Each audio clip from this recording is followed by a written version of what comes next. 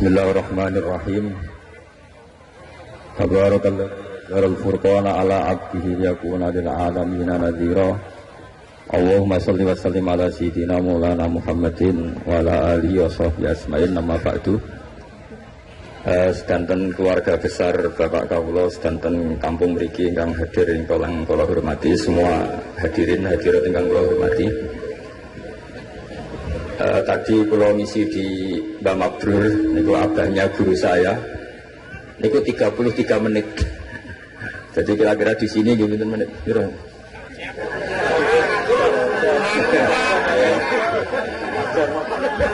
Saya kemarin dengan Ganjar itu Gubernur Jawa Tengah itu malah 7 menit.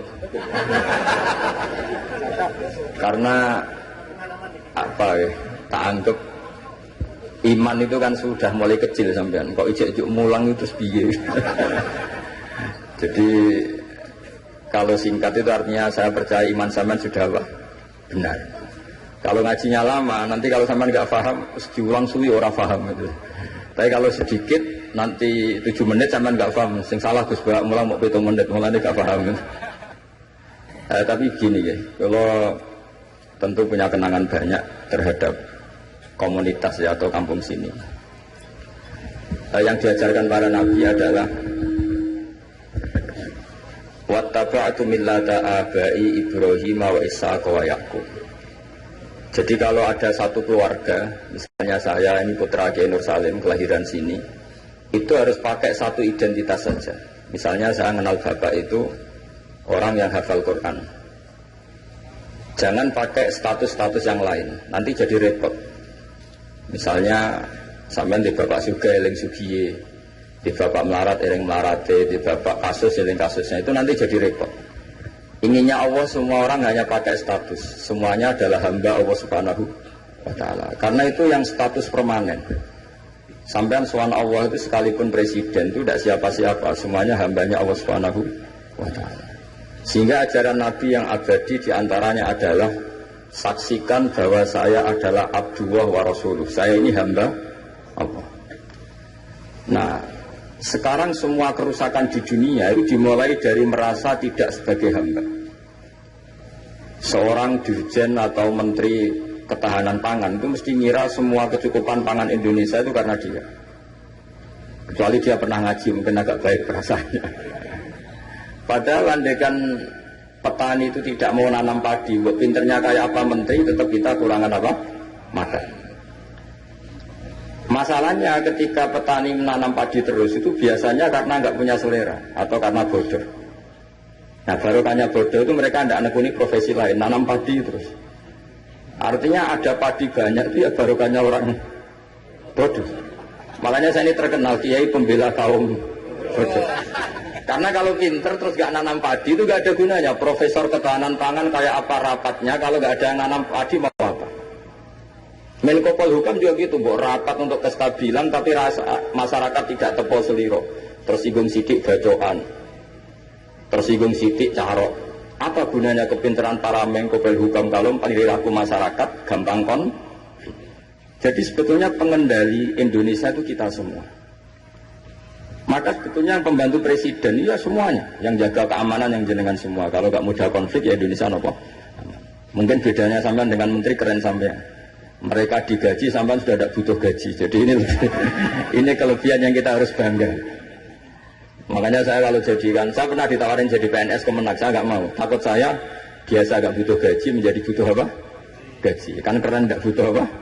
Gaji. Nah ini penting saya utarakan supaya agama ini terkonsep secara permanen. Sehingga dalam tradisi ulama, agama ini tidak pernah dipasrahkan ke siapa-siapa. Karena yang ngurusi agama ini hanya Allah Subhanahu wa Ta'ala. Pernah dalam satu dialek, Umar adalah orang yang sangat sukses dalam memimpin Islam. Sampai menaklukkan zaman itu sudah sampai Eropa Timur, sampai Asyirkul Aqsa. Sehingga kayak apa kerinduan orang sama Sayyidina Umar radhiyallahu anhu. Singkat cerita mereka tidak kebayang kalau setelah Umar itu ada pemimpin yang sekali berumar. Sehingga Umar dipaksa dengan tanda kutip dipresur supaya bikin pengganti suksesi. Setiap Ibnu Umar anaknya jalan-jalan kemana-mana, itu mesti masyarakat bilang gini, Mbok yo abah kamu itu bilang ada suksesi supaya pemimpin ini jelas tahapannya. Terus mereka bikin analogi itu kias. Kalau ada kambing 100, penggembalanya tinggal gelanggang, itu dianggap dolim, tidak ya dolim, pasti kocar kacir. Apalagi ini penggembala manusia. Kalau suatu saat Umar meninggal, itu pasti kacau. Umar sempat tertarik sama pikiran itu, sehingga beliau ingin menunjuk seorang khalifah pengganti. Lama-lama beliau bangun terus bilang gini, tidak jadi kan. Agama ini yang punya Allah, jadi nggak boleh dipikir oleh Umar. Agama ini pernah ditinggalkan orang yang lebih baik ketimbang saya, yaitu Abu Bakar, tetap jalan.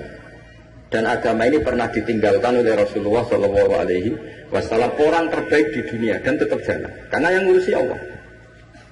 Makanya sekarang nggak ada wali songo itu. Mungkin zaman wali songo Panjunan tidak seperti ini. Tapi sekarang dipimpin Ustadz TPG, Islamnya lebih maju ketimbang zaman dipimpin wali songo. Bukan karena ustadznya yang lebih hebat dibanding wali songo, memang agama ini diurusi oleh Allah Subhanahu wa Ta'ala. Ustadznya kasus ya agama jalan. Oh itu banyak cerita-cerita di TV ustadz apa? Kasus agamanya juga jalan. Ada kiai ditangkap KPK, agama juga jalan. Karena agama ini nggak bergantung seorang kiai, juga nggak bergantung kemenak. Agama ini yang mendesain, yang menjaga hanya Allah Subhanahu wa Ta'ala.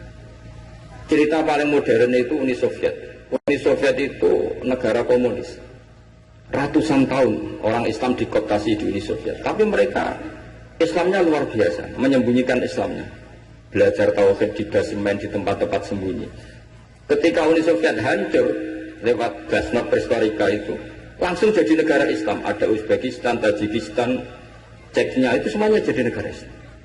Artinya gini, agama ini pernah jaya bahkan saat dikooptasi Uni Soviet. Indonesia juga pernah jaya padahal dijajah Belanda 350 tahun. Justru menjadi masalah kalau kita ini terlalu bergantung negara. Kiai gelem mulang nak untuk bos, santri gelem mondok mergo kepalanya dicatat di negara sehingga dapat fasilitas. Oke, negara baik kita akui. Tapi itu nggak bagus bagi kita kalau terlalu bergantung. Karena biasanya kita berkontribusi kepada agama, sekarang mendapat dari negara untuk ngurus agama. Masalahnya bukan di ngurusnya, ketergantungan ini yang menjadi Islam nanti bahaya ketika ada masalah. Nggak biasa imun ya, nggak biasa kebal. Sehingga pikiran-pikiran para ulama dulu, cara berpikir itu, agama ini harus dijaga karena kita yakin Allah yang menjaga. Kenapa saya cerita demikian? Karena Islam di Indonesia sekarang itu luar biasa. Katanya malah Islam terbaik di dunia sekarang. Kenapa kok terbaik di dunia? Kenapa Islam Indonesia punya gelar terbaik di dunia? Di mana-mana, di Mesir, di Syria, di Irak itu konflik. Dan kalau konflik sampai saling bunuh. Kita tahu urutan dosa besar, satu adalah musyrik, nomor dua adalah orang mukmin saling apa? Bunuh. Nah Indonesia boten, geteng tanggane mau ngerasani tok, tinggu kegiatan itu. Ya ini gitu-gitu dok. Yang bisa nyantet ya tidak nyantet. Jadi biasa saja. Nanti kalau bodoh ya kosong-kosong lagi, nanti tukaran lagi ya gitu. Makanya kata Mbah Mun, kamu harus bangga jadi orang Indonesia. Karena kita tidak mengalami dosa terbesar. Setelah syirik itu dosa terbesar adalah saling apa? Dan Indonesia itu tepol siloronya luar biasa. Sekarang pertanyaannya, tradisi tepol siloro itu ditanamkan nenek moyang kita apa mengikuti konsep yang dibikin negara? Nenek moyang kita. Sebelum ada menteri pertahanan, menteri yang ngurus sistem keamanan, itu yang menjaga stabilitas kita adalah kearifan kita. Lalu sekarang kearifan kita mau kita gadekan, mau kita berikan. Wah negara aman kalau menterinya ini, agama benar kalau menterinya ini. Mana pernah kita bergantung sama negara zaman dulu. Meskipun kita menghormati negara, sangat-sangat menghormati. Tapi jangan sampai kelangsungan kita hidup ini bergantung sama orang lain. Kata Rasulullah SAW, kullukum ra'in wa kullukum mas'ulun an ra'yati. Semua kalian adalah pemimpin. Semua pembantu presiden, semua pembantu negara, semua pembantu kelangsungan kestabilan masyarakat Indonesia. Orang yang nggak suka konflik berarti membantu Menteri Pertahanan. Meskipun dulu kamu milih 01, dapatnya 02. Itu barokahnya Indonesia. Milih 1, dapat 2. Betul, saya itu punya doanya Mbah Mun. Sebelum wafat beliau itu nyatet doa. Itu diantara doanya itu Allahumma alqi bainahuma ulfatan wa mawaddatan. Ya Allah, jadikan dua tokoh ini yaitu Jokowi dan Prabowo, Pak Jokowi dan Pak Prabowo ulfatan, saling asih dan saling mencintai. Dulu ketika masih panas itu saya baca doa itu agak ini bener gak? Saya Jumat sebelum Yai Haji itu masih ketemu Jumat. Beliau cerita kalau mau ketemu Megawati, terus ketemu Bu Mega di Sabtu. Ahad beliau terbang ke Mekah, terus Selasanya wafat. Selasa keberapa itu hanya hari Selasa.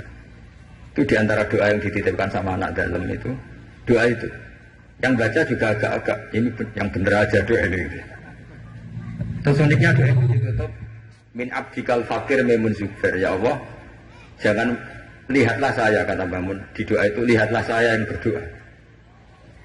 Barang kemarin setelah pelantikan menteri ternyata seperti itu saya tambah kagum bahwa kita punya guru seorang wali, jadi doain sesuatu yang mukal saja kesampaian. Doain yang mukal saja sampai teks itu sekarang masih saya simpan, tulisan tangannya Mbah Mun. Itu dulu diberikan anak dalam. Kalau saya itu nerima wasiat jadi pengurus, jadi beberapa kali saya ditawarin jadi pengurus PBNU, saya nggak mau, sampai berkali-kali nggak mau. Hanya PBNU udah kurang akal pakai tangannya Mbah Mun supaya agak maksa saya. Karena saya memang dari dulu nggak punya rencana jadi orang besar, biasa aja. Kayak jenengan itu kan enak. Mau ngopi santai, mau melarat ya pantas, mau keliru ya pantas karena ada kiai itu. Jadi enak lah. Jadi kiai itu kan tidak enak. Naramangan jual lesu tapi nak keliru disalah wong akeh. Nah sampai nak salah dimaklumi. Jadi enak. Supaya masyarakat awam itu enak. Terus jadi kiai ruginya gini. Misalnya saya orang alim alama, ada pengumuman Gus Bak masuk surga. Nanti pengumuman kedua itu mengecewakan dan para penggemarnya. Gimana aturannya? jadi rugi sebetulnya. Karena memang aturannya gitu. Para wali, para orang alim ini kan dapat masuk surga. Tapi pengumuman kedua itu dan itu nggak ada syaratnya. Pas para penggemar itu nggak ada syarat. Siapa saja bisa. Makanya terus banyak orang jalan pintas, nggak mau alim sendiri ya, penggemar Gus Bak aja. Itu sebetulnya oportunis, itu orang nakalan lah kira-kira gitu. Terus akhirnya saya ditimbali beliau, kata beliau menyuruh saya supaya mau jadi di antara jajaran Suriah. Yang unik dari wasiat beliau itu bukan masalah Suriahnya. Kata beliau, Indonesia itu harus kamu jaga. Bila perlu nanti di lembaga dakwah NU itu melibatkan orang macam-macam, dari partai macam-macam, termasuk partai PDI. Terus ketika tak tanya kenapa ya, sing iso jaga Indonesia itu nasionalis dan religius. Dan yang menjaga ini penting, kata beliau. Ojo sampai Indonesia itu dosa paten pinaten. Carane ya aku kudu rukun mbek Megawati dan mewakili kaum religius dan nasionalis. Kalau paten pinaten repot kayak Mesir, Syria. Jadi fikihnya Mbah Mun itu jangan dilihat misalnya seorang kiai ketemu Mega, enggak. Lihatlah ini satu ikhtiar supaya Indonesia itu damai. Kenapa?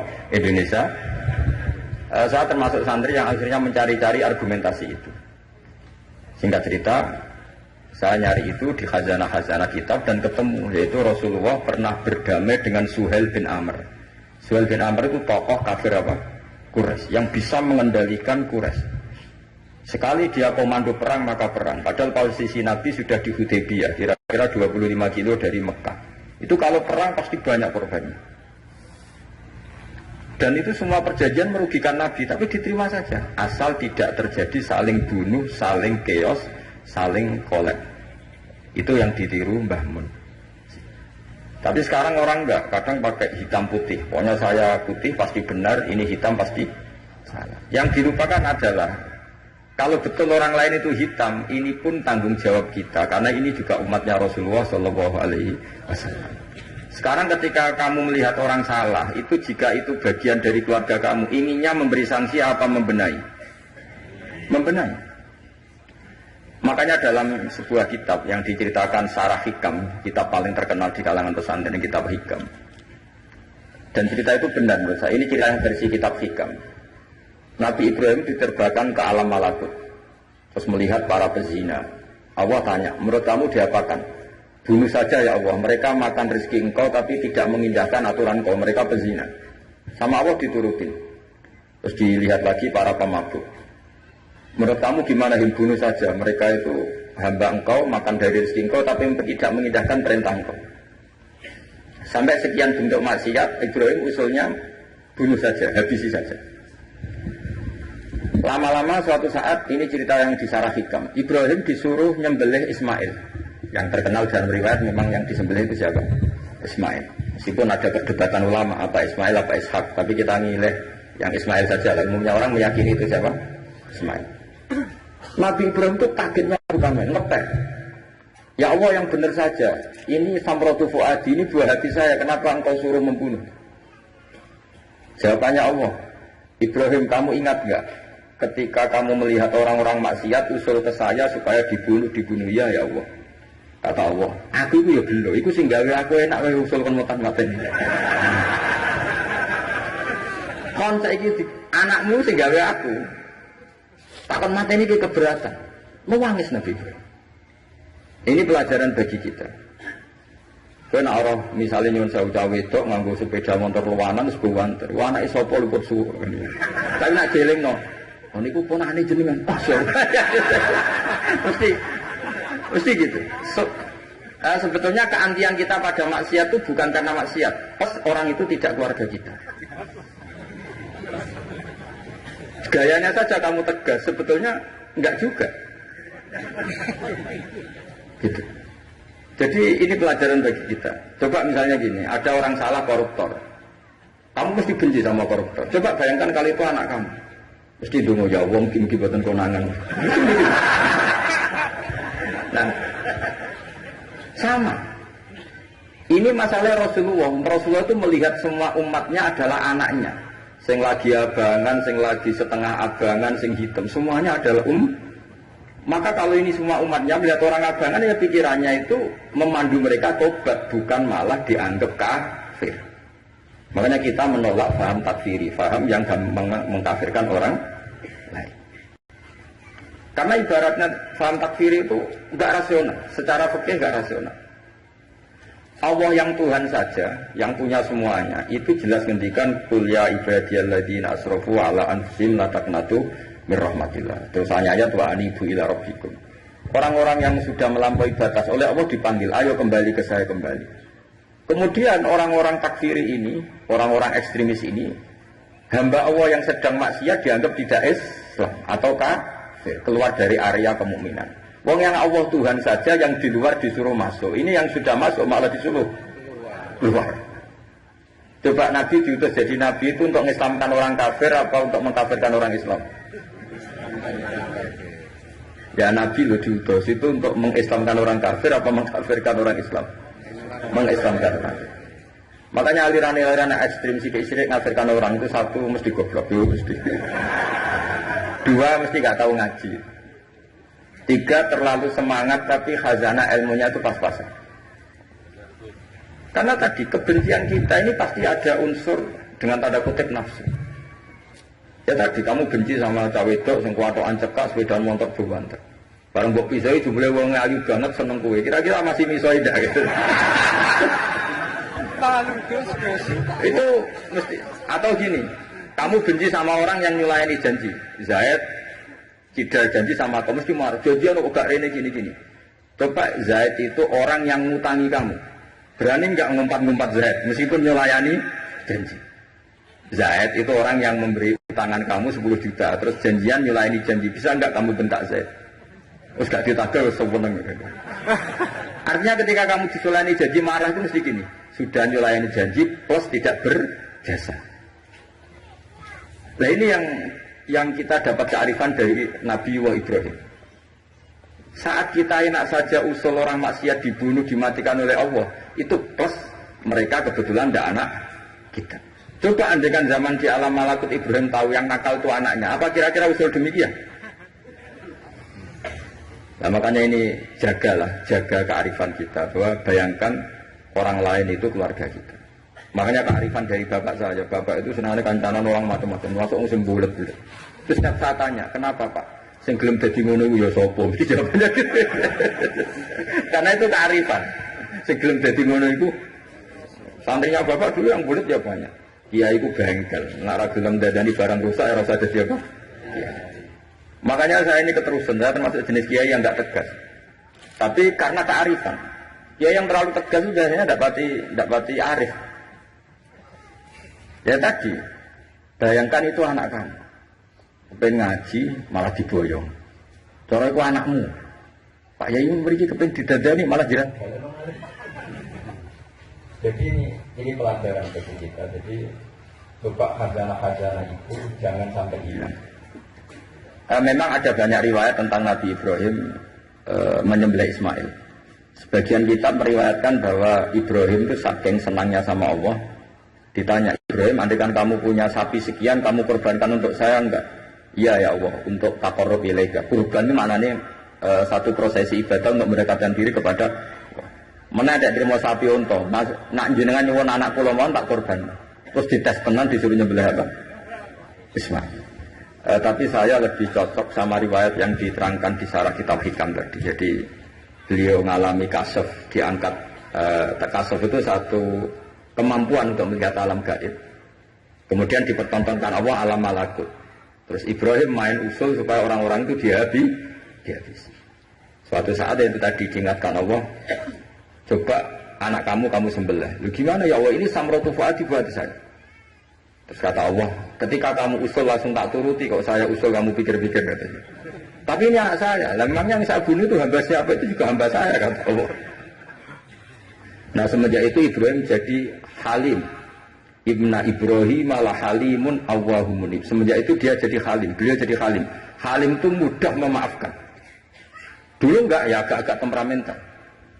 Makanya dalam tafsir diterangkan ketika Ibrahim ekstrim memakai beberapa berhala itu di Quran dijelaskan sami'na fatay yadhkuruhum yuqalu lahu Ibrahim. Fatan itu anak muda, jadi gejolaknya masih kuat sehingga frontal. Tapi ketika Ibrahim sepuh itu semua proses dakwaannya itu halus. Ya kira-kira mirip Wali Songo. Tapi itu bahasa yang salah ya, Wali Songo yang mirip Nabi Ibrahim nanti. Makanya yang benar itu mazhab ahli sunnah wal jamaah. Islam Nusantara itu nama lain yang ingin ikut ahli sunnah wal. Jangan ahli sunnah wal jamaah sekarang ikut Islam Nusantara, itu kacau nanti secara. Sering saya ditanya, Gus Islam Nusantara itu kan firqah sudah 73 ditambah Islam Nusantara 74. Ya kacau kalau seperti itu ya enggak. Islam Nusantara itu ya maknanya ya karena kita punya kultur, punya budaya, dan budaya itu budaya Indonesia. Tentu misalnya orang Arab pakai jubah, itu ya sunat, kita yakini sunat. Tapi orang Indonesia ya sudah cukup pakai hem, itu juga sudah sunat. Jangan kayak orang Madura, karena kalau yang jubahan kiai ke Arab Saudi, supir taksi dicium, tukang angkot dicium, karena semuanya pakai apa? Jubah. Itu guyonannya orang Madura, kan? Setelah di sana jubah, itu pakaian nasionalnya orang Arab. Oh iya. Makanya kalau melihat film Arab itu bingung, karena yang soleh sama penjahat sama-sama macaknya seperti itu. Kalau film Indonesia kan gampang, yang preman tatonan pakai celana jeans sobek-sobek, yang kiai pakai koko, kan enak. Ini yang soleh, ini enggak. Kalau film Arab bingung. Makanya kalau orang abang kan lihat film Gus sing Abu Jahal kan, karena itu. Film Arab itu repot, film Arab itu. Dan lucunya orang-orang Arab itu meskipun fasik itu kalau sumpah ya bilang wallahi. Itu yang sering haji, sering umrah kan tahu, orang Arab kalau marah siapapun ya bilang apa? Wallahi. Nah itu maksudnya Nusantara. Tentu kita tetap yakin pakai jubah itu sunat, pakai seperti itu sunat. Tapi nggak usah berlebihan, terus harus seperti itu. Karena kewajiban kita yang penting adalah satrul aurat nutupi aurat, meskipun dengan cara negara masing-masing. Nah, negara masing-masing ini kemudian oleh kiai kadang diistilahkan apa Islam Nusantara. Sama lihat kan ulama-ulama Turki ya pakai turbus, pakai peci, yang ulama Rusia ya pakai baju khas Rusia. Ya semuanya pakai khas daerah masing-masing dan itu enggak masalah. Karena kata Allah wa ma arsalna mir rasulin illa bilisani apa kaum. Semua rasul itu punya tradisi sesuai tradisi kaumnya masing-masing. Tentu tradisi yang positif. Jadi tidak perlu diperdebatkan. Tapi tetap saya ingin berkeyakinan bahwa pakai jubah itu ya sunat, pakai hem ya sunat, pakai pakaian ala Indonesia yang santun itu juga apa? Sunat. Karena sakofah itu satu tradisi. Nah, bayangkan kalau tradisi itu terjadi di perdamaian. Kayak tadi, Tepo Seliro. Sebelum ada Menteri Pertahanan, sebelum ada Menko Polhukam, sebelum ada polisi, orang Indonesia itu, misalnya dulu di sini ada Bandar Sam, ada orang-orang sepuh. Itu saya ngapain nom-nom itu karena rebutan warisan sisin, sungkan sing sepuh. Jadi tanpa ada polisi ini sudah ada kearifan yang bisa mengendalikan orang tidak rebutan warisan, tidak konflik. Sekarang enggak, ambil dulur konflik dan pengadilan. Banyak enggak orang konflik harta warisan sampai ke pengadilan? Kadang. Artinya apa? Ketika ada lembaga peradilan justru kita kehilangan kearifan. Makanya ngaji di sini saya mau minta sekali tradisi-tradisi kearifan kita hidupkan lagi. Ini yang terakhir saya cerita sujud. Terus orang terlatih tanggung jawab sendiri. Rasulullah itu betul bisa nyafaati. Itu semua ulama ijma Rasulullah bisa mensafaati. Tapi ketika anak dalam, kalau mungkin bahasa sekarang itu pembantu, anak dalam lah kalau dalam bahasa pesantren, itu ditanya, engkau mau nikah, engkau mau boyong, kamu minta saya apa? Ya Rasulullah saya kasih waktu 3 hari untuk menentukan saya minta apa. Setelah 3 hari, anak itu ketemu Rasulullah. As'aluka murafaqataka fil jannah. Saya minta supaya jadi temanmu di surga. Nabi tanyanya unik. Kamu diwarai orang apa karena kamu sendiri? Jadi kalau orang pintar dadakan itu bikin orang curiga. Kamu pintar sendiri apa diwarai orang? Enggak ya Rasulullah. Setelah saya angen-angen semua dunia ini zailah, bakal hilang. Kemewahan dunia, kenikmatan dunia pasti hilang. Yang enggak hilang adalah kenikmatan di akhir. Maka saya minta satu saja. As'aluka murafaqataka fil jannah. Saya minta menjadi teman kau di surga. Apa jawabannya Nabi? Itu saja, tidak yang lain? Iya ya Rasulullah. Jawabannya Nabi itu nih. Fa'inni ala nafsika bikasratis sujud. Saya masih ingat teksnya. Fa'inni ala nafsika bikasratis sujud. Saya minta tolong, bantulah saya. Kamu harus memperbanyak sujud. Jadi makanya semua kiai, semua habaib, semua orang alim, siapapun yang ingin mendapat syafaat Rasulullah SAW, tentu onok modalnya. Mungkin yang kaya ya sedekah, yang miskin sabar, yang ya pokoknya ada amalnya. Enggak boleh gratisan. Nang dunia ora gratis, swarga lho gratis.